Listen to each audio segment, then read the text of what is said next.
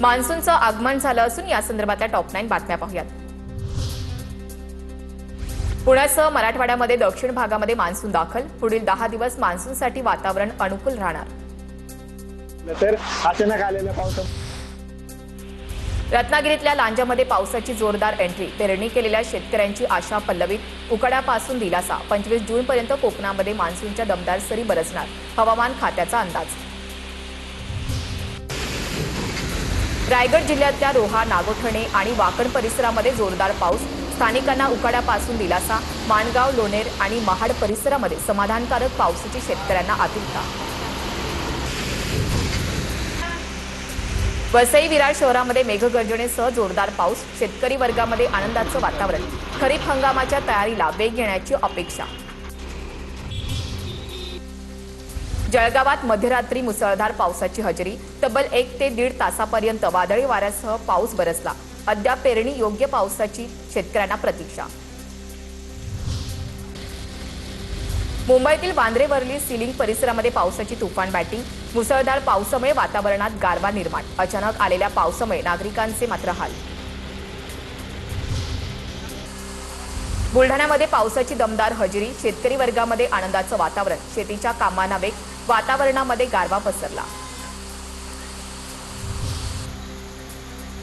भंडाऱ्यामध्ये पावसाची दमदार हजेरी, तीव्र उकाड्यापासून नागरिकांना दिलासा। पाऊस पडल्याने शेतीच्या कामांना वेग। नंदुरबारच्या खांडबारा परिसरामध्ये जोरदार पावसाची हजेरी, पावसामुळे रस्ते आणि सखल भाग जलमय। पेरणी केलेल्या पिकांना मोठा दिलासा मिळाल्याने शेतकऱ्यांमध्ये समाधानाचं वातावरण। आता पाहूयात मुंबई पुण्यातल्या टॉप 9 बातम्या। मुंबईला पाणीपुरवठा करणाऱ्या 7 धरणांमध्ये केवळ 8% पाणीसाठा। अप्पर वैतरणा धरणातील राखीव पाणीसाठ्यातून 1468 MLD पाणी वापरण्याचं नियोजन। भातसा धरणातून देखील अतिरिक्त पाणीसाठा वापरण्यास मंजुरी। मुंबईमध्ये झालेल्या पहिल्याच मुसळधार पावसात नालेसफाईची पोलखोल। वर्ली नाका परिसरामध्ये रस्त्यावर पाणी साचलं, नालेसफाई योग्य न झाल्यानं रस्त्यावर पाणी साचलं। कोस्टल रोड प्रकल्पातील बोगदे आता फायर प्रूफ बनणार, प्रशासनाकडून वॉटर मिस्ट टर्बाईन वाहन लवकरच सेवेत तैनात होणार। वाहनामुळे बोगद्यामध्ये लागलेली आग नियंत्रणात आणणं सहज शक्य होणार। दिवा स्थानकाजवळ नव्या पादचारी पुलाच्या तुळ्या उभारण्यासाठी मंगळवारी मध्यरात्री 12:10 पासून ते पहाटे 4:10 पर्यंत विशेष ब्लॉक, त्यामुळे काही लोकल, मेल आणि एक्सप्रेस गाड्यांच्या वाहतुकीवर परिणाम होणार। पुणे मेट्रोच्या कामासाठी भिडे पूल बंद राहणार, 6 जुलैपर्यंत पूल पूर्णपणे बंद राहणार। या काळामध्ये पर्यायी मार्गाचा वापर करण्याचं प्रशासनाचं आवाहन। पुणे शहर आणि जिल्ह्यातील अपघात रोखण्यासाठी आरटीओ अलर्टवर, आरटीओ 151 ठिकाणी ब्लॅक स्पॉटची पाहणी करणार। आरटीओनं 8 पथकांची नेमणूक केली। अपघात प्रवण क्षेत्राची पाहणी करून अहवाल देण्याच्या प्रशासनाच्या सूचना।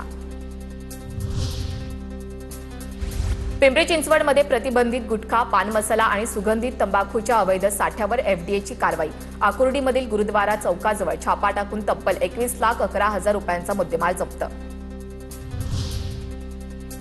पुण्याच्या सिंहगड परिसरामध्ये खासगी शाळेच्या शिक्षकांचं आंदोलन, पगार न दिल्यामुळे शिक्षक आक्रमक। पगार मिळत नसल्यानं शिक्षक मुलांना शिकवत नसल्याचा आरोप, शिक्षक मुलांना शिकवत नसल्यानं पालकही आक्रमक। देहूरोडमध्ये रेल्वे पुलाच्या चढावर पीएमपीएमएलची बस बंद पडल्यानं प्रवाशांना रस्त्यावर उतरून धक्का मारण्याची वेळ। या प्रकारामुळे काही काळ वाहतूक ही विस्कळीत झाली होती। पीएमपीएमएलच्या देखभाल व्यवस्थेवर प्रश्नचिन्ह।